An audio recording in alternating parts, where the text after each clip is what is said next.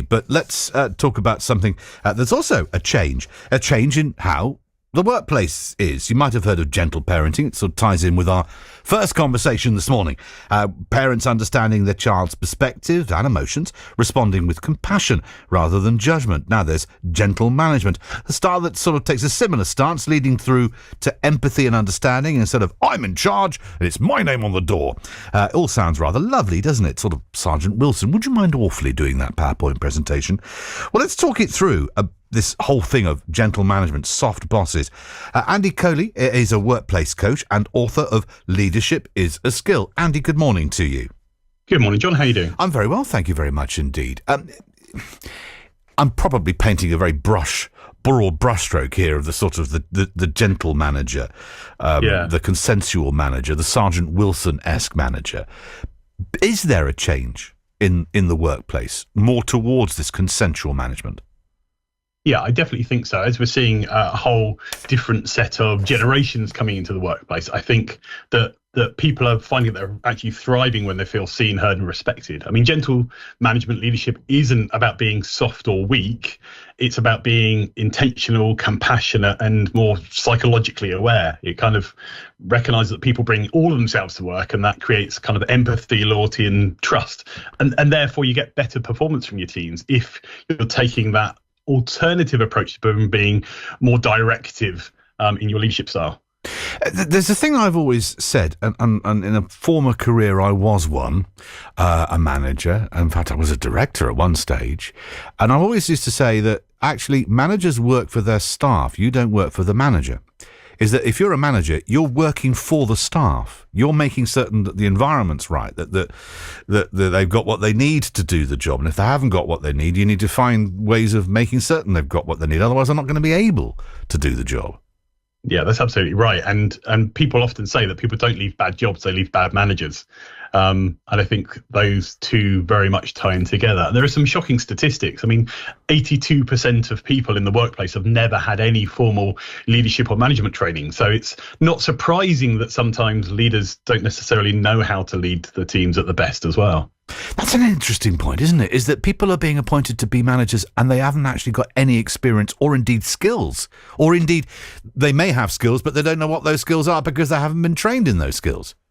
Well, exactly. I mean, this ties into what you're saying earlier about teaching. I mean, our early models of leadership often come from our parenting, from our teachers, maybe things like Boys Brigade or Scouts.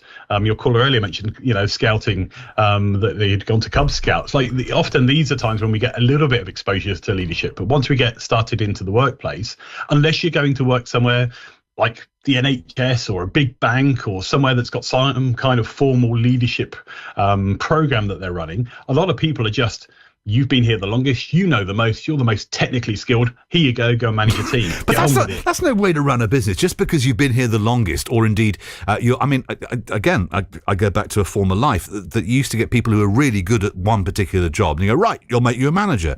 And you think, well, hang on a minute, what a ridiculous decision that is. Just because they're good at that doesn't mean to say they're going to be any good at that.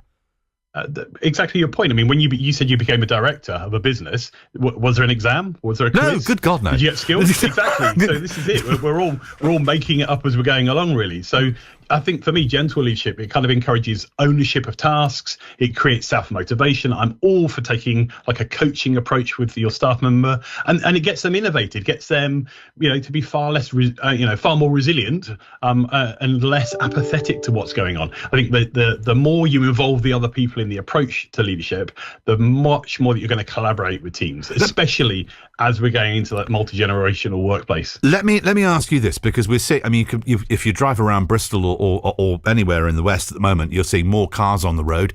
There's a general consensus that more people are going back into the office rather than working from home for various reasons, whether it's an employer decision or indeed a collaborative decision between employer and employee. Do you think bad management is one of the reasons why people like to work from home, because they don't have to work for a Burke? Well, I mean, if you're working from home for a Burke or working in the office for a Burke, it doesn't really matter, does it? No, you're still working for a Burke. Yeah. That's half the problem, is you can't necessarily control the people that you're working with, but you can lead upwards. You can have some kind of influence and impact on your manager. Okay. But I think no matter where you're working, the cracks show very quickly if you've got poor leaders. And this is, I often talk about this in the training and in my book. We talk about the leadership shadow that's cast. Like, if your team is not performing well, you need to take a look at yourself as a manager, as a leader, to go, how am I influencing, impacting the way the team go up? But also that does require your manager to become self-aware and have a bit of emotional intelligence about themselves as well, because they might just be blaming the team for things going wrong and not actually taking a look at the mirror and going, how do I control about what's happening within the team? And so it does require a little bit of hindsight or mindset from the perspective of the leader as well. And Andy, thank you very much for joining us this morning. Really interesting conversation. Take care of yourself. Thank you so much. Andy Coley, who is the author of Leadership is a Skill. It was a useful piece of advice I was given, that was. And I've always reminded people in any organisation that the manager works for you. You don't work for them. Some managers don't like that. Hey ho. To the news with Bill. See if you can hold the note. When I wake up